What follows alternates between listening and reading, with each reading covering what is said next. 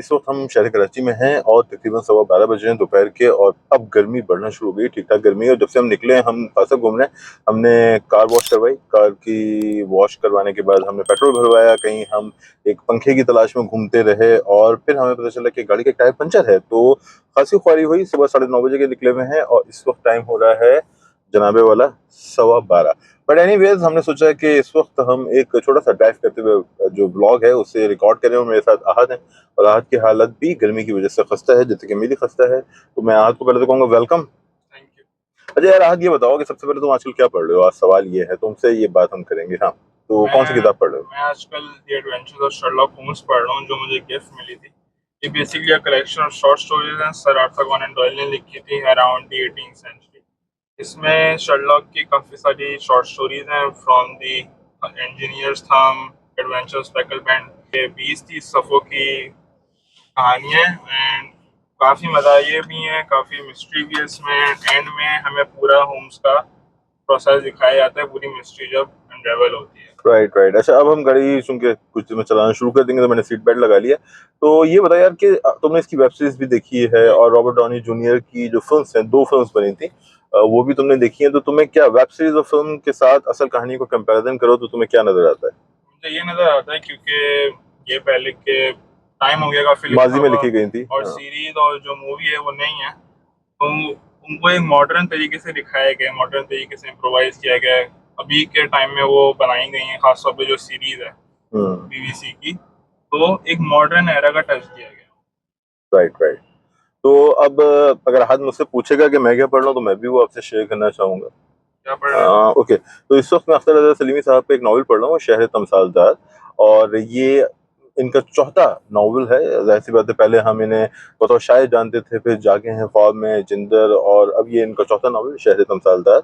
और ये बहुत ही यूनिक नावल है। और रफ़ाकत है जो हमारे दोस्त हैं और मेरे ख्याल में हमारी जनरेशन के अहम तरीन फिक्शन राइटर्स में से एक हैं, उनका ख्याल ये है कि इस किताब में अख्तर रज़ा सलीमी साहब ने अपने जो तमाम माजी के नावल्स हैं उनसे वो आगे बढ़े हैं और उन्होंने हमें हैरान किया है। और ये वैसे ये नावल वाकई बड़ा इंपॉर्टेंट है, हम इस पर बात करनी चाहिए।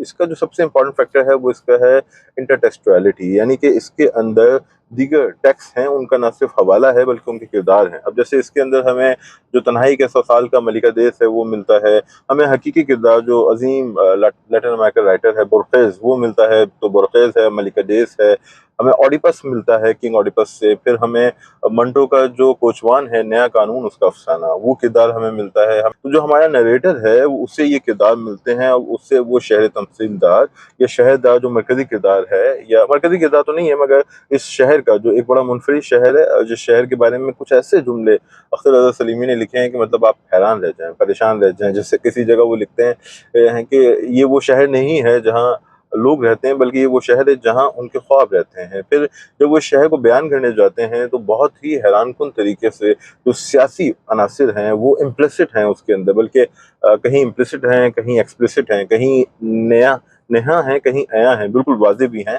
और एक पॉलिटिकल पार्टी इस वक्त जो पाकिस्तान की सबसे बड़ी पॉलिटिकल पार्टी है उस पे, और जो हमारी मुक़तदरा है उस पे तंज़ नज़र आता है। और इंसानों को कंट्रोल करने के जो तरीके हमारे यहाँ वज़ा किए गए हैं वो दिखाई देते हैं। ये किताब जो है ये मेटाफिक्शन की भी बहुत अच्छी एग्जांपल है। अख्तर रज़ा सलीमी इस किताब के अंदर फोर्थ वॉल ब्रेक कर देते हैं, यानी कि जो फासला है क्रिएटर और रीडर के दरमियान, यानी मुसन्निफ के दरमियान और कारी के दरमियान जो फासला है, जिसमें ये एहतिमाम रखा जाता है कि हाँ भाई ये हकीकत है, हम उसे ऐसे पढ़ते हैं जैसे कोई हकीकी वाक़या हो, मगर ये हकीकत तो नहीं होती। मगर वो फोर्थ वॉल फिल्म्स में भी ब्रेक की जाती है, स्टैनली कुब्रिक ने अपनी फिल्म्स में की हैं और इस नॉवल में भी अख्तर साहब ने की है। फिर ये मेटाफिक्शन की भी एक स्ट्रॉन्ग मिसाल है जिसके अंदर हमें बताया जाता है कि ये जो कहानी है ये बुनियादी तौर पे घड़ी हुई है, मतलब ये हकीकत नहीं है, ये तासुर आपको दे दिया जाता है।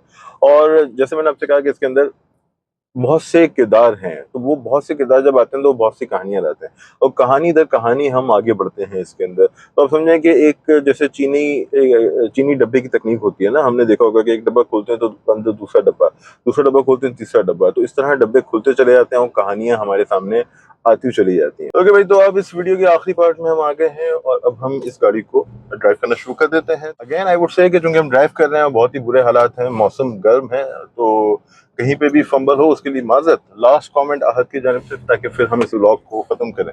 मेरा लास्ट कमेंट ये होगा कि ये काफ़ी अच्छी बुक है। अगर आप में से कोई भी शर्लॉक होम्स की शॉर्ट स्टोरीज या फिर नॉवेल्स पढ़ना चाहते हैं, मैं आपको बोलूँगा आप ये खरीदें। रीडिंग से ये मैंने खरीदी थी। आप इसको पढ़ें, आपको मज़ा आएगा। तो आप बताएं कि आपकी फेवरेट स्टोरीज क्या हैं। आपको इसमें मज़ा आया तो आप बाकी नॉवेल्स भी पढ़ सकते हैं जो काफ़ी अच्छे लिखे गए हैं। मेरी रीडिंग हैबिट्स ये हैं कि मैं एक मंथ में एक बुक तो कंप्लीट करने की कोशिश करता हूँ, और अब मेरी ये कंप्लीट होने वाली है तो मैं वॉर एंड पीस शुरू कर रहा हूँ, जो कि मेरी समर वेकेशन के एंड में मेरा प्लान है कि मैं ख़त्म कर लूँ।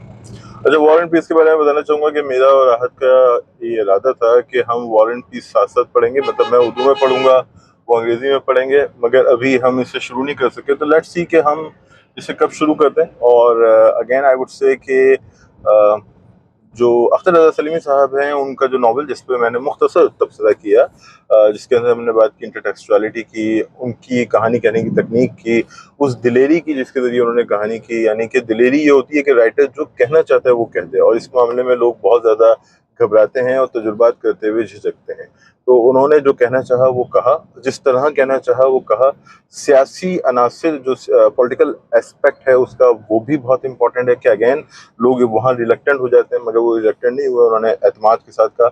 एक बहुत इंपॉर्टेंट चीज़ है वो किताब का ह्यूमर है। किताब में ऐसे जुमले हैं, ऐसा तंज है कि आप बुलंद कह कर लगाने पर मजबूर हो जाएंगे। और अगेन आई वुड से कि उसकी इंटरटेक्सचुअलिटी, वो कहने की हिम्मत जो उन्होंने कही, और लास्ट चीज़ के उसके अंदर जिस तरह फोर्थ वॉल उन्होंने ब्रेक की, तो वो उसे एक मस्ट रीड बनाता है नावल। लेकिन बार उस पर बहस भी हो सकती है, और आई बिलीव कि उस पर बहस जारी रहेगी। लास्ट कमेंट आहत की तरफ से, फिर हम व्लॉग को एंड करते हैं। आई होप कि आप व्लॉग आपको अच्छा लगा हो। आप प्लीज़ जो बुक बाबा पढ़ रहे हैं और मैं पढ़ रहा हूँ, आई होप आप चेकआउट करें एंड उनका रिव्यू दें। आपको कैसी लगी, आपको क्या चीज़ें उनकी बुरी लगी। सी यू अगेन। हाँ, बुरी नहीं, जो अच्छी लगी उनको कमेंट करें, ताकि हम आपकी फीडबैक की बुनियाद पर डिसाइड करेंगे कि क्या हमें इस तरह के ऑन रोड्स ब्लॉग मजीद करने हैं या नहीं, और इस तरह के अपना जो रीडिंग एक्सपीरियंस है वो आपसे शेयर करना है या नहीं। तो भैया टेक केयर, अपना ख्याल रखो, जल्द मिलेंगे, बाय।